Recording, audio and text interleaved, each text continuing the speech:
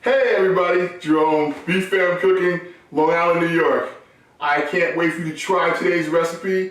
Something gooey, a comfort food. This is one of my favorites. Happens to have a little bit of hot sauce in it and a lot of beautiful cheese. Ooey and gooey in your mouth. Let's get it started.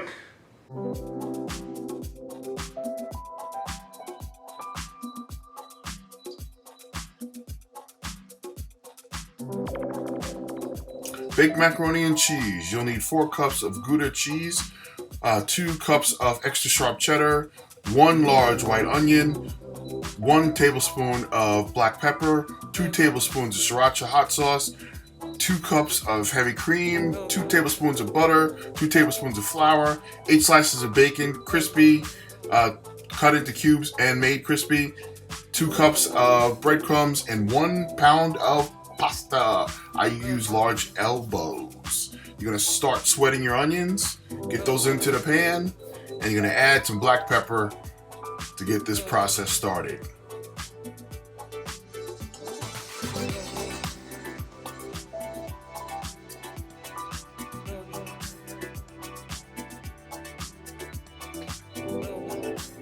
Like, subscribe, share. Come on, everybody. Leave a comment at the bottom also.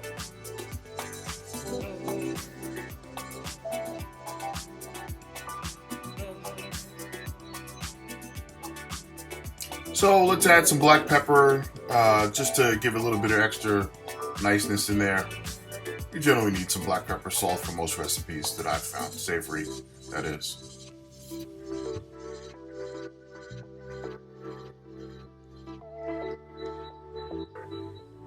So I know I made this a little long. I don't know why I kept this in. I should cut it out. But I'm sweating the onions. It takes about 3 to 5 minutes to get them to be translucent. You're looking for see-through onions so that they're cooked. You want them to be light in flavor, not burnt, and rendering your macaroni and cheese looking weird or dark, overly done.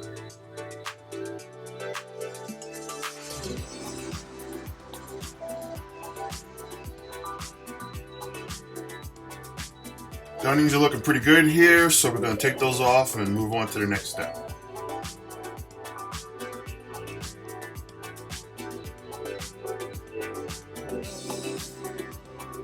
Let's make our roux with a light color roux, that is, in the same pan that the onions were made in. So you can get a little bit of that onion jus in your roux for the cheese sauce.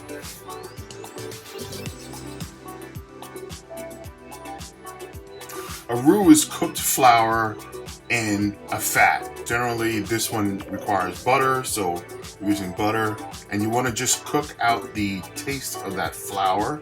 And as you can see, it's coming together well. Just let it cook out a little bit. It only takes like 3 minutes or so. Then we're going to add in our heavy cream, as you can see. Of course, next we add in our cheeses. You want to add it in a little bit at a time till it starts to melt, and then add in some more.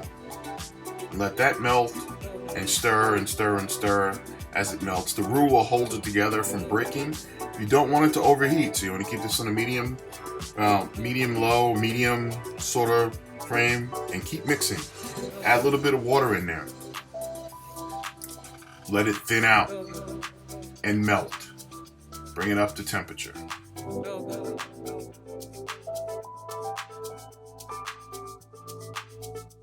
Get everything into the pan like the onions and the cream, but you don't want it to break. So the key here is keeping the temperature low and slow. That's the reason why we add in the water. The water will cook out and leave you with just the cheese. But you don't want to add any more heavy cream or add any more milk. You just want it to melt.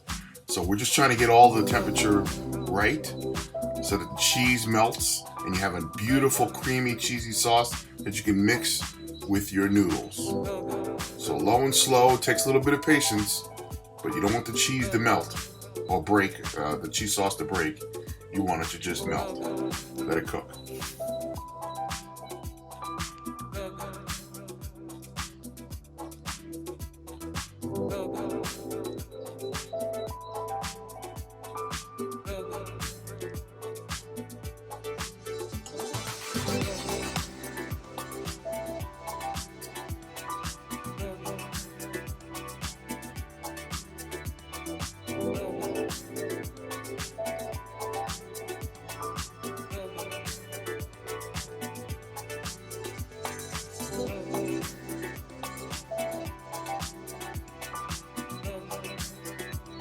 coming together. Let's get that Sriracha in there as a finishing touch.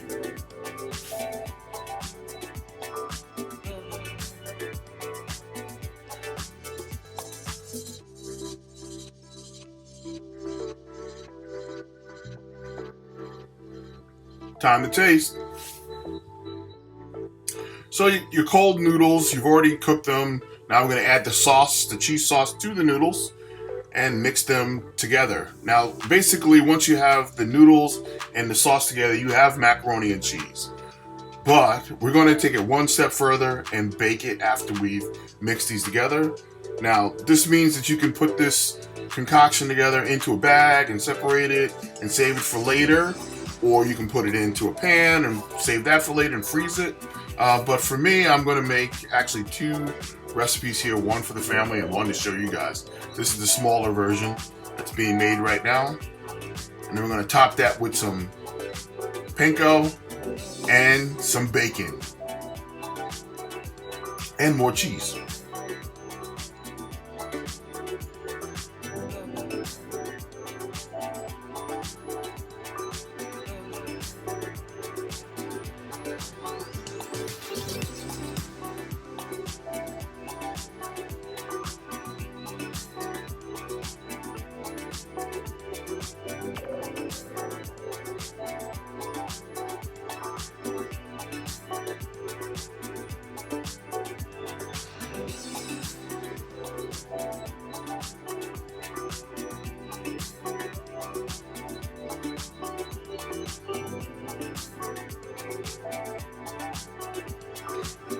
So bacon panko into the oven. You're gonna do it at like 450, reasonable temperature.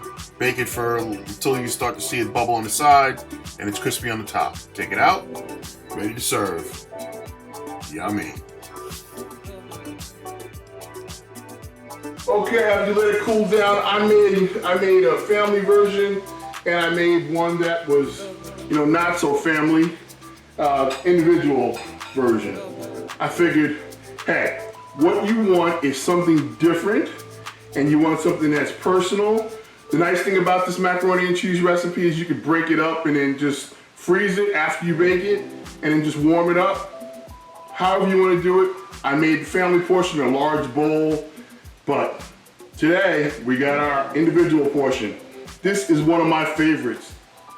It has crumbs on top. It has bacon in it. It has a little bit of hot sauce. I always put hot sauce on the table for this recipe, just to cut that cheese a little bit. So anyway, let's get into this.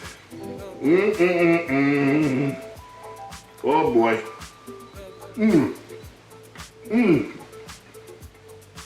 Right level, the crunch from the breadcrumbs. The bacon has a little bit of smokiness. If you pick the big noodles, the large elbows like I did, it gets in there and that cheese is just swimming. Now let me tell you, you don't want to miss out on this. Have that nice little crust in there from the smaller pan.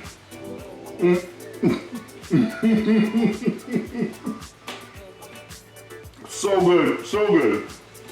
Can't wait for you to have this. Baked macaroni and cheese, baby.